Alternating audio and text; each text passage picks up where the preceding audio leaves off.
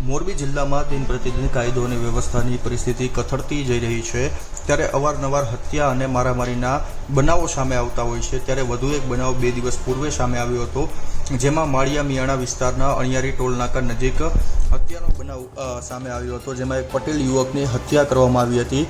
ત્યારે અણિયારી ટોલ નાકા નજીક આવેલ ધૈર્ય હોટલ પાસે પૈસાની લેતી દેતી મામલે પટેલ યુવકની 6 શખ્સો દ્વારા હત્યા કરી હોવાનું સામે આવ્યું હતું।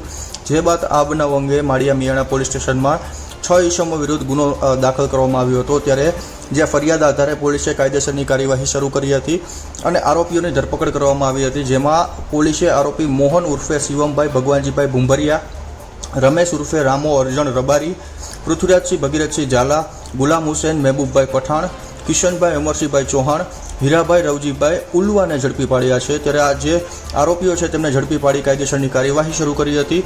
ઉપરાંત જે આરોપીઓ છે તેમને મોરબીના રવાપર રોડ ઉપર આવેલા સેલના પેટ્રોલ પંપની સામે જે હોથલ ફાઇનાન્સ છે તે જગ્યાએ લઈ જઈ સમગ્ર ઘટનાનું જે ગુનો છે તેનું રિકન્સ્ટ્રક્શન કરવામાં આવ્યું હતું। ત્યારે આ 6 આરોપીઓને પકડી પાડી પોલીસ દ્વારા હાલ કાયદેસરની કાર્યવાહી શરૂ કરવામાં આવી છે।